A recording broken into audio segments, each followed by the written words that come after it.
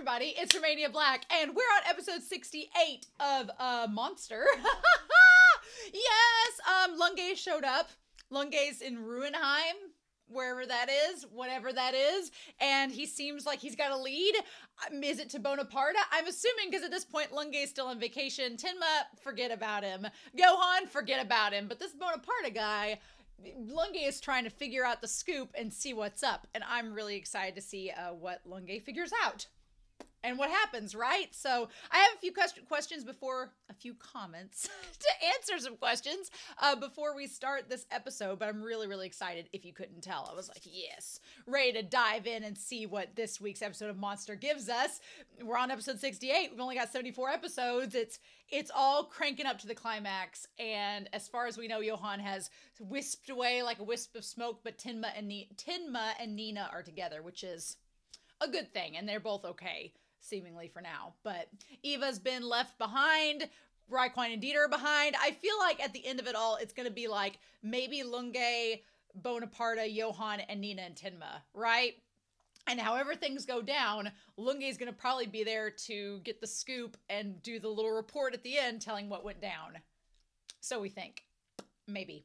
But I have two comments that I want to talk about. HBanana7, we were talking about back in episode 66, the Garden of Eden, and the idea of Kristoff being in that library, and there's the plants. It's like the Garden of Eden and the forbidden fruit giving knowledge. But I like that HBanana also talked about how the fruit granted self-awareness, and that kind of relates to Johan and what he's done throughout this series. Johan and every person he's encountered has created this sense of self-awareness where they're suddenly like, oh yeah, I have been doing that, haven't I? Or this is me, or this is my past, or this is my identity. Like there's been this kind of self-awareness that Johan has pointed out to these characters, whether they live or die in the end.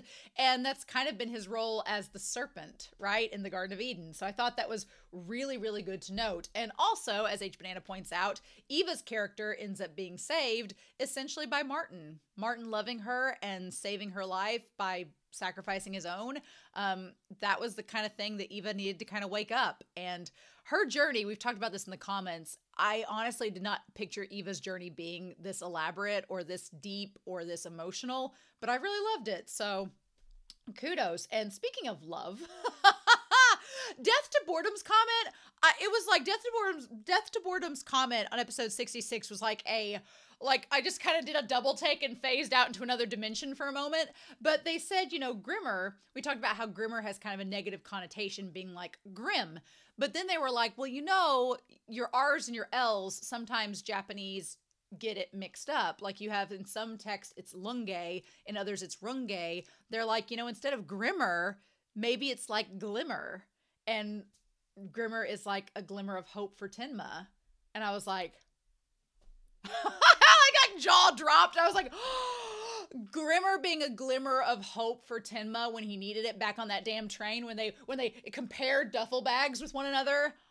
I just lived for that comment. I was like, yes, that he's this positive presence in Tenma's life when he needed it the most. Grimmer is a glimmer of hope in my soul, and I really appreciate that. So yes, awesome.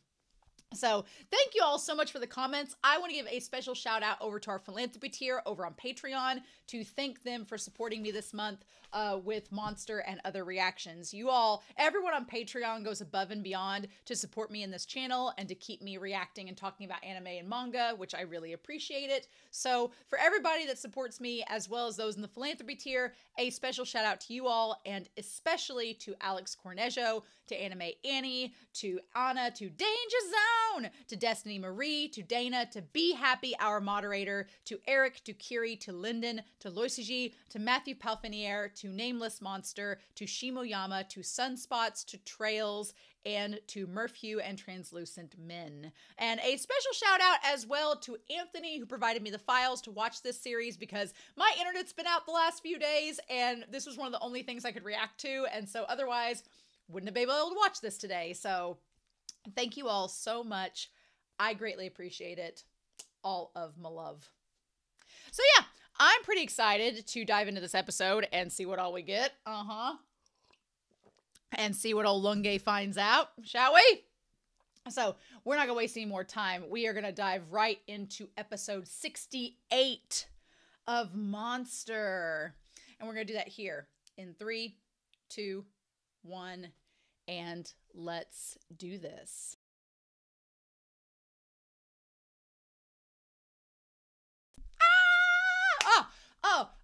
Oh, this episode was so good. Oh yeah, it was. Oh my gosh. I just, how great is it to see Lunge and Grimmer in an episode together? Oh my God. And they barely even got to talk in this episode. I mean, they're still working together, but things are happening. Weird things are happening. What the fudge? Like the hands of fate are coming together. And oh my God, what a weird situation, right? What a weird situation. So we need to talk about this episode because there was like a lot I could honestly relate to in this episode. There's a lot of weird, like behind closed doors, the vampire, Bonaparte. Oh my God. Yes. So, I mean, it's all coming together and things are about to happen and are coming undone. It's like, what do we do with this? Oh my God. Okay. So we need to talk about this episode. We need to talk about Lunge showing up in Ruhenheim. Of course it would be called Ruhenheim. Of course it would be. The ruination has come. We're having our climax of our story happen in this rinky-dink podunk town where nothing happens. But this is ironically or unironically kind of the worst case scenario of where this could all take place at, because as Lunge quickly finds out, there is no police here. There's no law enforcement. If you want shit to go down and nobody finds out about it, this is where it happens, right? Oh my God. It reminds me a lot of like, we'll talk about this town of Ruhenheim here, but we have Ludwig. Yeah, Ludwig, he's barking at something. Yeah. Now, here's the thing. Ludwig was barking into the shadows, right? Ludwig was barking into the shadows. Did Ludwig see someone slinking about, lurking in the city that shouldn't be seen? Maybe. We don't know, right? But then we have Wim. I really like Wim. We have the Hotel Versteck. But yeah, we have this kind old man that's looking after Wim, right? And who's this boy who's kind of down on his luck. His home life seems absolutely horrible. His dad seems like an alcoholic that abuses him. And this kind man at the hotel like takes pity on him and kind of takes him under his wing and lets him work at the hotel and pays him money. So I get a very Dieter vibe from him, but he's not quite like Dieter. He's definitely a little bit more jaded, I think, than Dieter. But it's like, are Grimmer and Lunge going to be... Are Grimmer and Lunge going to be like the little glimmers of hope for him? Oh my God, Lunge and Grimmer's ship name is Glimmer. That's it. Why? Why are we having all these ships? I'm not going to turn down Monster giving Romania Black like last minute 11th hour shipping. I'm not turning it down at all. No. You want to ship Lunge and Tinma? You can do that. You want to ship Grimmer and Tinma? Have a picnic. You want to get Sherlock Holmes and Watson together and have Glimmer with Grimmer and Lunge? Absolutely. You can do that. Oh my God. We're going to talk about Lunge and Grimmer in this episode, but I could easily ship Grimmer with both Lunge and with Tinma. So I'm fine either way. I'm fine with both things. I'm here for it. Give me the ship. Let Grimmer live. God, please. I'm still preparing my heart for Grimmer to die. I'm preparing my heart for it. He's a wanted criminal. He's wanted for crimes. He has nothing to lose. He doesn't have a wife or a kid. Lunge has that damn grandson that he needs. They set some things up in this episode that I'm like, Lunge's gonna live. Because maybe Lunge will die. I don't know. Who knows? Maybe Lunge will die. But this episode kind of set up whenever the old couple was talking about, you should write a letter to your grandson. You should write a postcard to your grandson. You should talk to your grandson before you die. Like one of those moments. So it could be that Lunge is being set up to die in this and that he doesn't get the letter to his grandson. It's like a too little, too late kind of thing. Or the series is setting up where Grimmer and Lunge are going to face off against Bonaparte and all this is going to come together. And it could be that Lunge ends up living and gets to write the letter to his grandson. It could be that. We don't know. We don't know. So that's all being left up to chance. We don't know where it's going to go yet, but so I feel bad for Wim. I like Wim's character a lot. I feel bad that Alvin and the Chipmunks are literally, they look like Alvin and the Chipmunks. They're the same color and everything. And the one guy even has like the little buck teeth kind of like Alvin. But I feel for Wim, right? Because he's just this kid. There's nothing to do in town. And honestly, I'm with the old man. The bike didn't look that bad. It just had a bad chain on it. But he, just this kid's luck, the chain keeps breaking and he keeps being called a piece of trash. And I'm like, well, that's because Wim, you're a good looking kid and they all look like super trolls. Of course they're going to bully you, right? And I like that the old man says it's an outstanding bicycle. And of course, Wim probably thinks because this old man keeps helping him all the time, he's like, oh, well, you're just feeling sorry for me. You're just saying that. So when Lunge says it to him later, he believes it because Lunge's an outsider. Lunge's a third party. So Lunge saying that it's a good bicycle, he's like, oh, then yeah, it probably is, right? He's like, let's try fixing it again. And that's why Lunge shows up. Yeah. I love that Lunge just comes out and he's like, I am Lunge. Like, I'm Batman. Like, he just comes in there and does this. Okay, look, here's the thing. On paper and with the voice, I've come to realize I am super attracted to Lunge's voice. Like, there's just something about him. Like, he's older and the receding hairline. He's not physically what I would ever be attracted to, but there is something about the way his voice is this deep register. Like, a character with a deep voice gets me automatically. I'm like, I am listening, sir. It gets me automatically. But then just some of his like innocence here and the way that he like talks to the boy and the way he like tries to connect and everything. There's something kind of just whimsical about Lunge in the weirdest of ways. And it's like him and Grimmer both have this like mysterious whimsicalness to them that I am like physically attracted to Grimmer 1000%. But voice-wise, you put Lunge's voice on Grimmer and it is Hot Mess Express. I'm done. I'm down. The whole reaction can't happen because Romania's in the floor. That's where we're at. And so I'm going to try to keep my mind out of the gutter. But there was one point in this episode I was like, oh no, the gutterness. I'm like, Urasawa, you have to know what you're doing. You have to know what you're doing. But we'll cross that bridge when we get to it. But I do love Lunge is just being nice here, right? He's trying to investigate. And I love the way that the story sets up that Lunge and Grimmer have both been tracing down Bonaparte, chasing down Kinderheim, and they've come at it from different angles, but they're here looking for the same thing. And they're like, hey, you're a cop. I'm a wanted, not really criminal, but we're both after the same thing. You're on vacation, so you're technically off duty. Want to help me figure out this case and we can both be satisfied by some resolution? Haha, let's go. And so I absolutely love that. And I love the way that both of them use their sleuthing skills in this episode to try to track down information. Like Lunge through the old couple and Grimmer like by going around town, finding the dog, finding out where things are. I love it. It's done really, really well. But yeah, you get the idea that there is nobody in these hotels. The only people staying here right now are this old couple here. And so it's tough for him to go on vacation. And Lunge's like, okay. So that is establishing that Bonaparte has been here for a long time, because either he's been here a long time and the people don't establish him as an outsider, he's been accepted into the community, or he's so much of a vampire, like the kids say, that nobody really bothers him, so he's just kind of off to himself. Or both. Could very well be both, right? Also, the fact that he's called the vampire, it hit me in this reaction, and I was like, oh my God. One of the reasons that Johann could have been tracking down Schubert is because Schubert was called the vampire of whatever his place was. Johann, knowing Bonaparte is the real vampire, it's like he's been trying to track down the vampire, the head vampire, and maybe he thought Schubert was Bonaparte. Maybe he thought Schubert was like a pen name for Bonaparte, and then when he found him, he was like, oh, you're not my dad. Never mind, but I'll go ahead and use you for this moment, and then I'll move on. That very well could be, right? He could have thought that he was encountering his father back at the university, realized Schubert was not the vampire he was looking for, and then went on his merry way after causing the whole scene at the library. That very well could be the case. Absolutely. And now he's finding the actual vampire.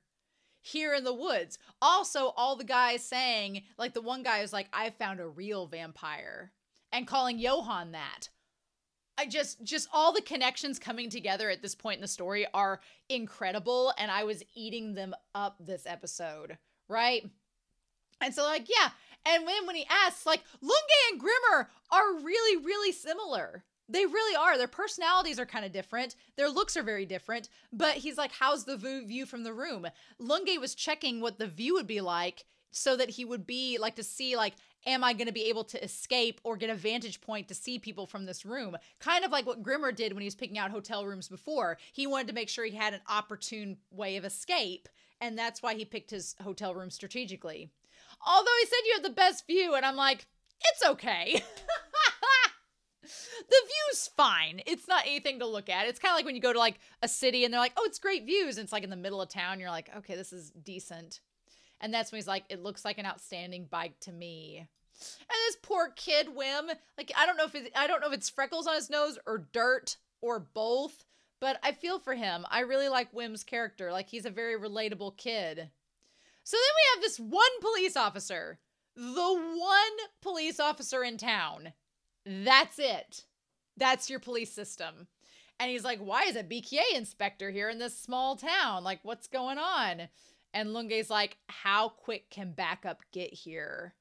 And he's like, oh, well, you know, if we contact the state police, they're here in less than an hour, which is still a long time. But he's like, we won't ever need anything like that. And Lunge's like, yeah, you should probably be vetting everybody that comes in here because things are about to go down. Everything is about to collide in this moment. And it's all going to come together. So I hope you're ready. Like things. And it's just like, this is the crazy thing. Like Bonaparte and Johann and Timma and me and Nina and the one bodyguards for Peter, are they still coming after? We'll talk about that at the end of the episode with the mysterious person in the green suit. I don't think it's Christoph, but is it Johann or is it Roberto? Or who is it? It's not the husband and wife, right? But what now? We're going to talk about this as we get through the episode. But Lunge's like, shit's about to go down. It's going to get crazy. We need to be on guard. And here's the thing. I am from a very rural area. And there is a town near me that is this town. Except we're in America, so everybody has guns.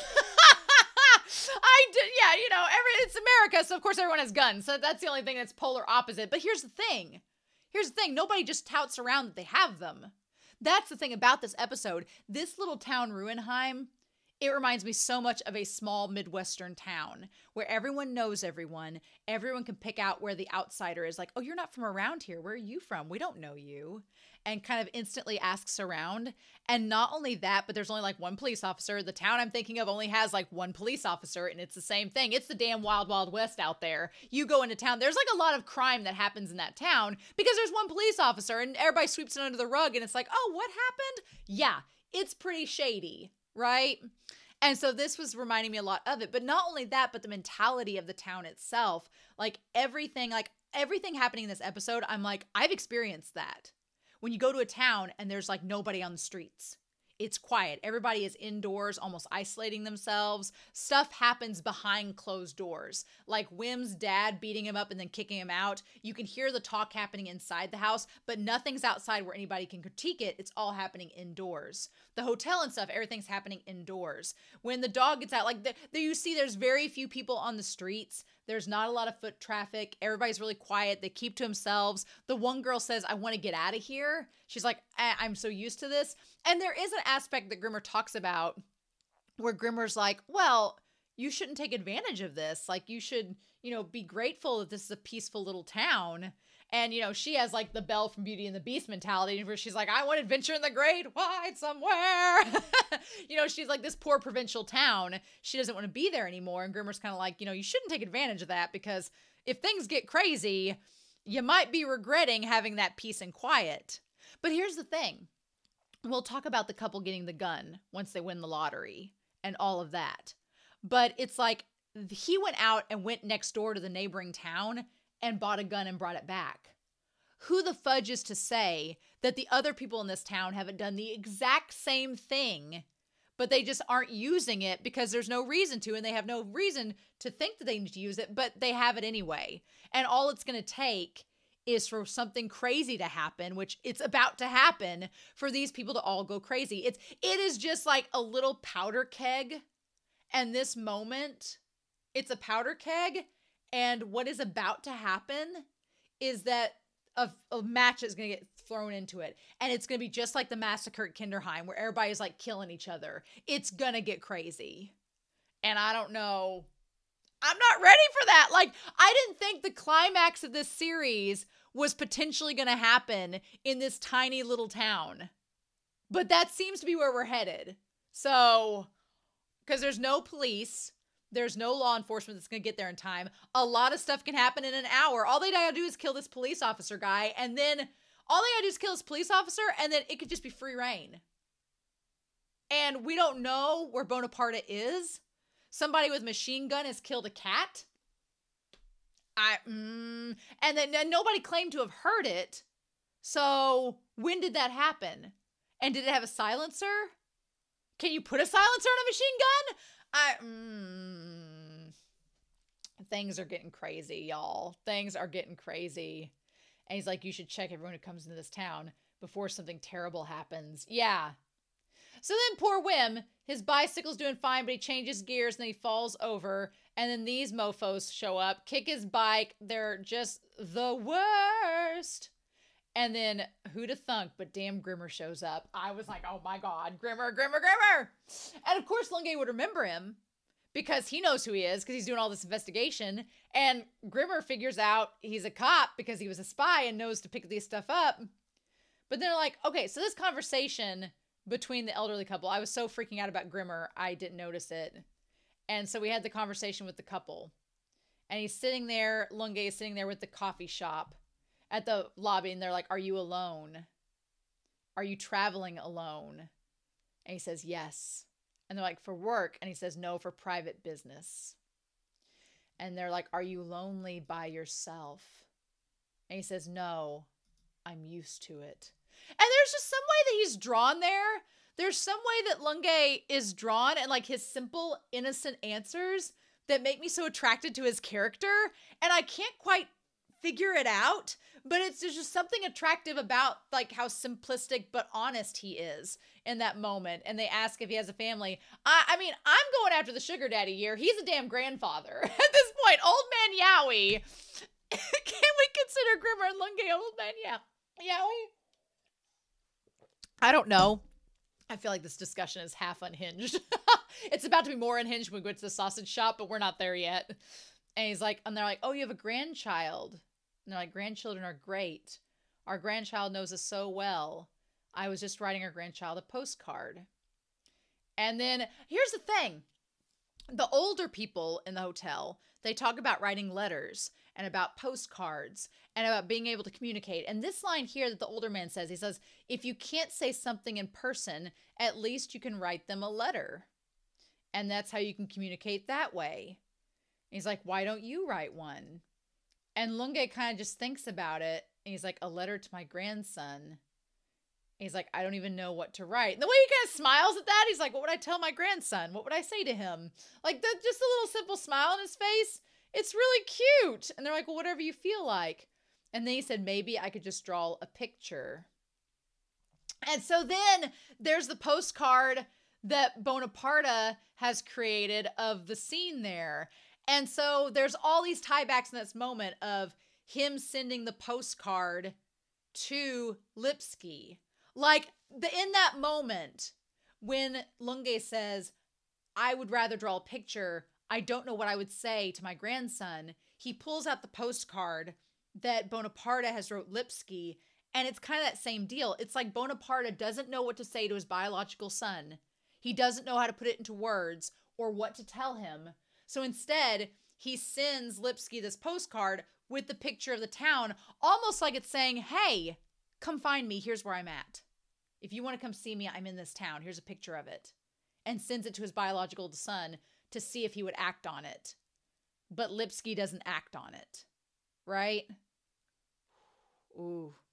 And that also ties to the monster's love letter. If you can't say something to them in person, you write it down. The love letter that he probably was never able to give her because of whatever happened.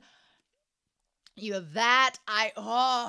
There's just all this tied to writing letters and communication through notes and the letter that Nina left Tenma in the house back then, right? And then all the letters that these characters have written back and forth to one another. Like, all that communication is just, it's all coming back and being talked about in this episode. And as a form of communication, as a form of sharing that compassion. And it's so good. I'm like, just sing it praises. I just want to sing it praises. Yes. So yeah, and he's like, do you have a room for the night? And that's when Grimmer shows up. Yes, please. I freaking love it, right? And Grimmer's smiling the whole time. He's like, what a lifesaver. And here's the thing. Grimmer was originally staying at the other hotel, but then moved to this one because Lunge was there and he wanted to investigate him. I'm just freaking amazed. He's like, so no one ever comes to this town.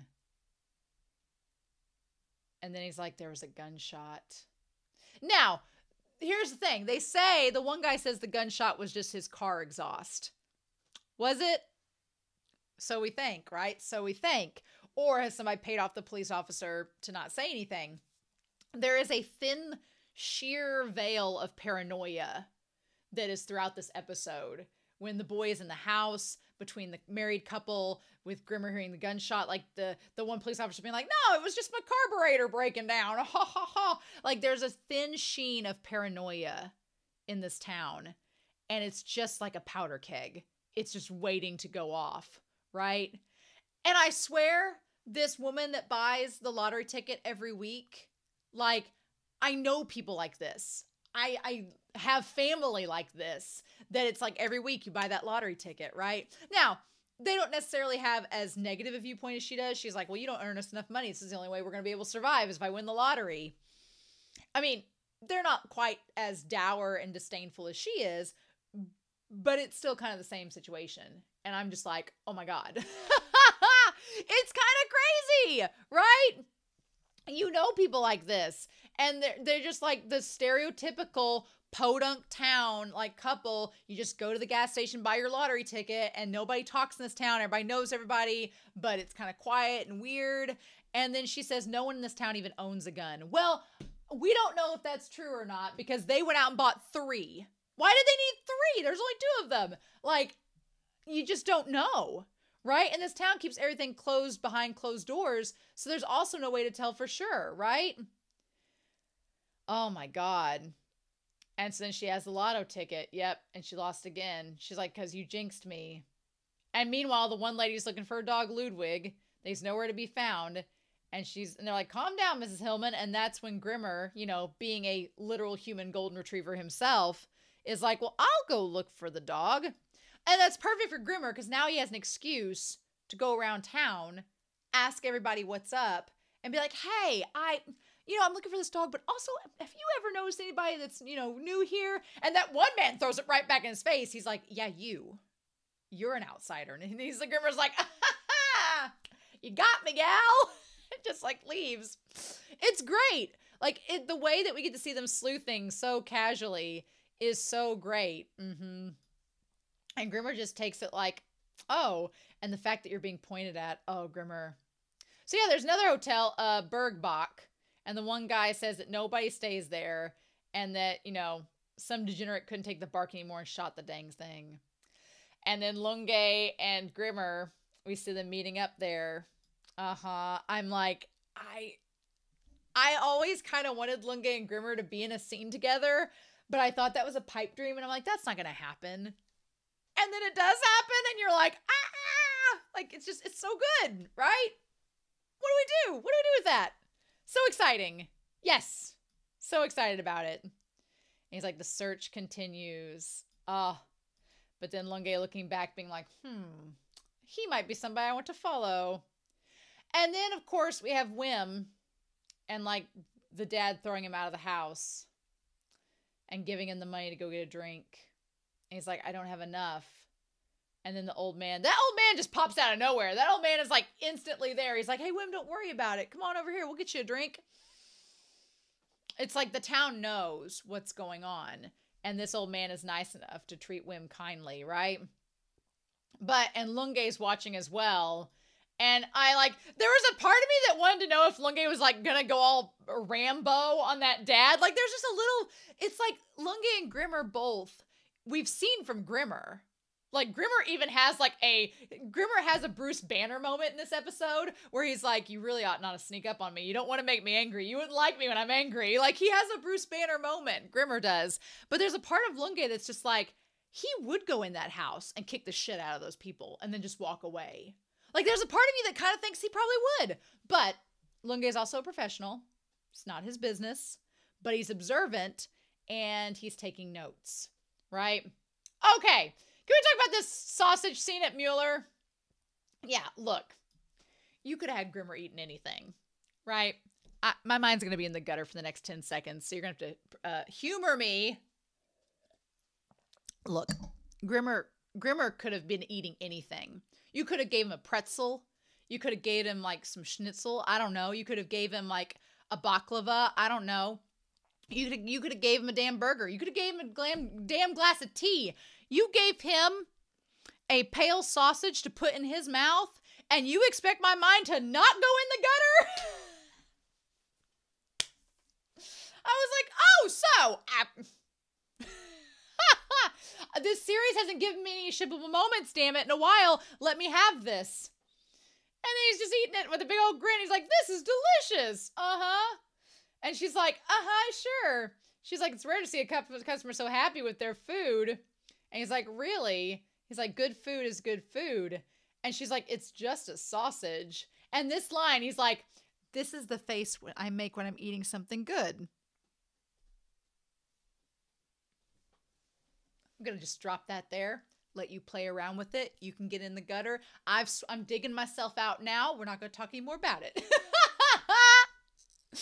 But yeah, it's the face he makes when he's eating something good. I bet. I bet. He's got lots of sausages to choose from now. Grimmer's got a buffet in front of him, right? And it's about to get even bigger. Yeah. It's a quiet town with good food. This girl hits on him a little bit. She's like, I wish some guy would like take me out of here. And he's like, really? Who's coming? It's like, Grimmer ain't interested, girl. You ain't got the sausages. He ain't interested. Girl, if you ain't got the sausage with you at all times, he ain't buying. No. So yeah. And she's like, that's when she mentions the dog being taken for a walk. And she's like, he likes these bones and he kept pulling on it. And I took him for a walk in the park. And that's when Grimmer's like, okay, the dog probably went to the park because they're used to going there. And he figures it out. And so yeah, then Lunge gets stopped by the police. And he's like, something terrible happened just like you said. It wasn't a gunshot. My car broke down on the highway. There's no way there's a gunshot in this town. I'm like, I don't believe that police officer. And this episode has that sheer sheen of paranoia where you kind of wonder, is the police officer telling the truth? Is anybody in this town telling the truth? They all seem kind of shady. I don't know. You just can't tell for sure, right? It's just kind of, it's pretty crazy. So then we go back to the forest, like the forest that Schubert and them were walking through. And he finds, and there's a bird flying away. What does that mean? The bird landed on Tinma, but it flies away from Grimmer. And then that's when he finds Ludwig. Because, yeah, he tells the bird, he's like, you don't want to scare me. Like, okay, Bruce Banner. And then as he finds Ludwig, I like that the bird scared Grimmer, but Grimmer wasn't scared of Lunge. It's almost like he said it out loud about not scaring him so that Lunge could hear. He's like, oh, hello, Mr. Lunge. And he's like, yeah, Neumeier, huh? Or shall I say Grimmer? Ha ha ha. Yep. And he's like, I was in Prague a while back and I heard some information about a man involved in an incident there. And at first I thought he was talking about Bonaparte, but he was talking about Grimmer, who is involved in the incident with a friendly smile. You match all the data I have. And I like that Grimmer's like, so why are you here? If you're here to find me, why bring it out? And he's like, we did arrive at the same place with different clues. So what do you think we can stop it? The incredible massacre that's about to happen in this town. Because they all know that all paths are leading to Ruhenheim. All paths are leading here. Johann's coming here to kill Bonaparte, so we think.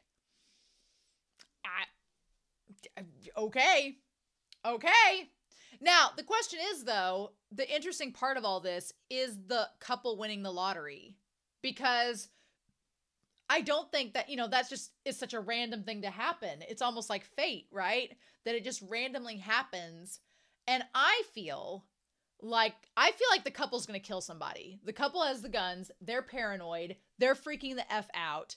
If whoever this is at the end shoots the man that she got the lottery numbers from, they're going to freak out thinking that people, they're going to, by their train of thought that they had in this episode, if they find out he's been shot, they're going to freak out because they're going to think, oh, someone knows that we got the lottery numbers from him. They've already killed him and now they're coming for us. And it's going to create a grenade exploding.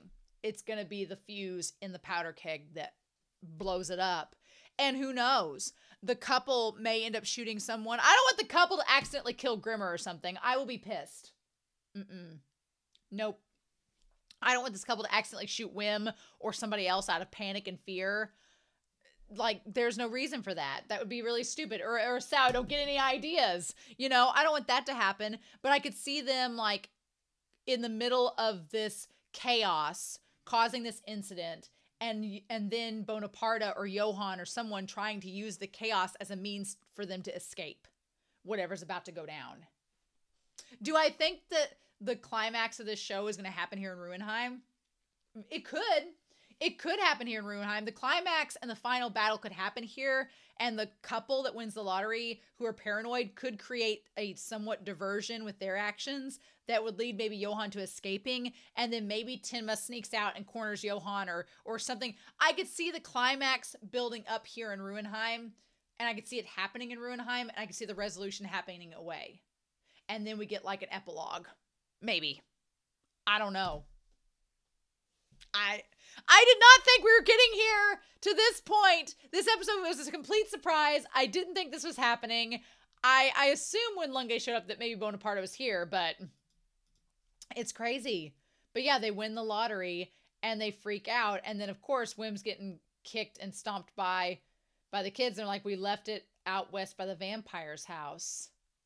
Go get it yourself. We're not responsible for what happens to you.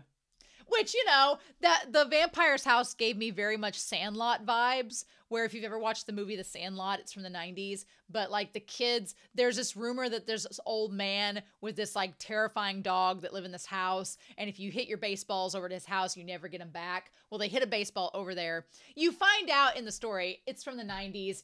If you've not watched it yet, I'll just go ahead and tell you this part, but you find out the old man in the house is not scary. He's just an old man. He's not a monster. His dog seems like a monster, but he's not a monster. And so this kind of has that same Sandlot vibe where they're like, oh, the vampire of the woods. But we know from Bonaparte that he may actually be a vampire. He might actually be the real thing. Not a legit real vampire, but he's a monster. He's the real thing, right? That, unlike the Sandlot, Bonaparte is a monster, right? And so that's how he ends up there. But yeah, this kid was almost ran over by the husband. He nearly ran Wim over. I won't be surprised if Wim gets shot by that damn couple. I won't be surprised. If Lunge or Grimmer get shot by that couple, gonna have words. Because that paranoia was unjustified. Because yeah, I get their paranoia where they're like, yeah, we won the lottery and now we have $20 million. We're going to be a target of people. And honestly, that is something terrifying. Like, I don't gamble because I'm terrible at it. I would probably never win. But if I won the lottery and won $20 million, I would be terrified too. Because money and greed bring out the worst in people. And these people, they're not like, they're getting these guns to defend themselves because they think that people are going to come after them now to try to take their money. And it's like the woman was complaining 5 minutes ago that she wanted to win the lottery so they could have this secure life. But now that it's happened, they've been handed this power and they don't know what to do with it. And if I were them, I would have taken the money and I would have just went on a road trip. I would put my 2 weeks notice, left my job. You got $20 million, go on a road trip, don't come back. Have your stuff sent to you. You know, I would have planned that out a little better. Not go and get 3 guns for self-defense. Because they're going to freak out. Like, just their mentality right now, they're going to have a freak out. And it's going to be something. Right? Oh, my God. I went to the next town. They're like, just in case. Who knows? As long as no one knows we have it, we won't need these. But then they freak out because the man says you can use my birthday numbers as your lottery numbers. I've won big at 2 races with those numbers before. And the guy, Conrad, she's like, if he looks in the paper. And the husband's like, well, we don't know. And then they start just like spiraling with all these rumors and everything. And it's just like, no, just the way that people look at them, they suddenly have this fear and paranoia that because people are looking at them different, that they're suddenly targets. And I'm like, no, they could have just been looking at them. Y'all are acting crazy. But that's what this does. Like, it's just showing the power that power and greed has, and it corrupts people. And they're like, we have to protect ourselves. I feel like somebody's going to die because of them, and I'm not ready for that because that's dumb. Their stupid actions are going to get somebody killed. Moral of the story, if you win the lottery, don't go buy 3 guns. Just do something different. Anything. But yeah, also, Wim going to this house, the Hansel and Gretel vibes. Oh my God, the Hansel and Gretel vibes of them showing up, and he sees the cat. Just showing the cat being shot with the gun. And he's like, nope. And then he goes in the house, and there's like all the paint and everything. And there's a bridge. The bridge. Okay, so in the painting, there's all the flowers and everything. There is the bridge that Margot was talking about. The bridge that they met on. That's that painting that's right there. Oh my God. Yep. And there's different scenery and everything. The easels. All of that. And he's like, is someone here? And then he hides behind the pictures. There's like dozens and dozens of those of the twins. And they say it looks like he hasn't been here for a while. Yep. It's all incomplete. Did he just stop painting? Or can he not paint anymore? That is the question. Yeah. It's the fact that they're all incomplete could mean a lot of things. It could be that he's not inspired anymore and he has no sense of being able to complete something. It could be that. It could be that he doesn't have any inspiration anymore. He could have just left. It doesn't look like he's there anymore. So has he already left and gone away? That's going to be so frustrating if he's already gone. But he doesn't cover any of his tracks or anything. You would think if he left, he would have covered his tracks. Right? And that's when I like Grimmer. I like Lunge kind of looks serious. And Grimmer's just like, oh, hey, it's Wim. Hey, kid. And that's when he runs in the painting. He's like, oh, Mr. Newmeyer, Mr. Lunge. And that's when Mr. Lunge notices the paintings behind Wim. And he's like, my friends left my bike here. And Grimmer's like, oh, no, they pulled a prank on you. It's over by the mountain pass. You'll see it over there. And he's like, it looks like that cat was shot with a submachine gun. They're already here. Yes, they're close. So who's they? That's the question. Is it the police? Is it the guards that were with? Because there were the bodyguards with Peter. They killed Peter. They've shot him dead. You would think that they would just go back to their organization now that Peter's gone. So are they out of the picture or not? Is it the Czechoslovakian secret police that are on the case? Or is it Johan's men like Roberto that would have the submachine gun? I don't know. I'm not getting good vibes from this at all. I'm not getting good vibes from this. I don't want this to be like a Hamlet scenario where they all kill each other and Lunge's like the last one standing or some shit happens. No. I'm not getting good vibes. Nope. Not at all. And then he looks at the paintings. He's like, look, the twins and this one and this one. And the creepy thing is that he's drawing their faces side by side, but it's getting to the point. There are little nuances that are different. Like I can tell which one's Johan and which one's Nina from the picture, but the way that he draws them, they're almost identical.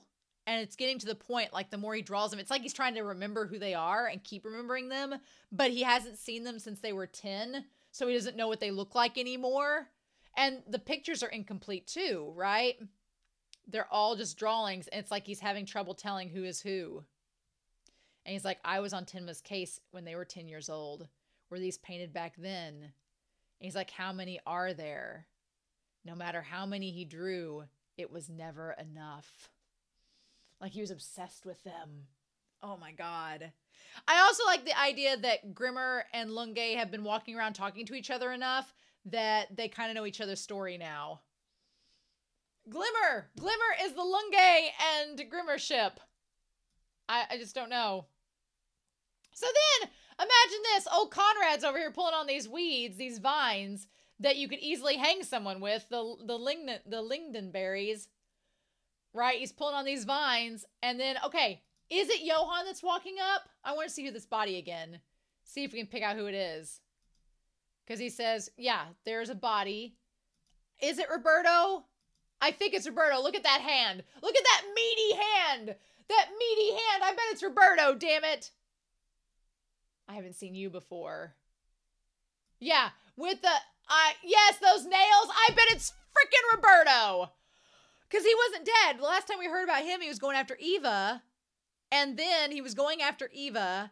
And then that's when we found out it wasn't Roberto at all. It was Martin that got her. So Roberto is still around. So there's a very good chance. Roberto, would he shoot a random man out in the woods? Yes. Yes, he would. Yeah, Roberto would definitely do that. So Roberto I worry about, because Roberto I could see hurting Lunge or Grimmer. And clearly would want to get Tenma because Tenma shot him before. But Eva might shoot him. If she gets back into this, I don't know. I bet that's Roberto. That olive tone skin, them big meaty hands. Yeah. But we don't know if he shoots him or not. I don't think we heard a gunshot. And then we have the ED. Oh my God. I bet it's Roberto. Of course it is, showing up. And if Roberto has men that are with him that would have the machine gun, that might be a problem. So yeah. If Bonaparte is still in this town, then it's suspect to say, or it's safe to say, that Johan will probably show up. Would Johan kill Roberto or not? I don't know. I don't know. Johan's probably coming here. Roberto's already here, so we think. Possibly. And whoever his men are. There's one damn police officer. Tenma and Nina are on their way. Peter's dead. The bodyguards for Peter, I don't think are there anymore. I think they've flown the coop. But if Johan's there, and I think Kristoff's probably at the hospital, so it's going to be down to Johan, Tenma, Nina, Grimmer, Lunge, Roberto, Bonaparte, and Wim. I don't want Wim to die, but I feel like that couple that are super paranoid with the guns, it's just like fate has aligned and it's all gonna come crashing down. And we're on episode 68 of 74. Technically, the rule of 8 for this last arc is episode 70. So I've been like counting down mentally and I'm terrified. I think maybe there could be some more manga stuff that we didn't get in this episode. Like maybe there was some manga content of Lunge and Grimmer talking to one another. Whenever I review the manga, we'll find that out. But y'all, I don't know. I'm so excited, but I'm so terrified as well. So in the meantime, I'm so curious to know your thoughts down below. I am still on cloud 9, but we'll see. We'll see, but I hope y'all have a wonderful week. Please stay safe, take care, and yeah, I'll be back real soon with more Monster. Bye!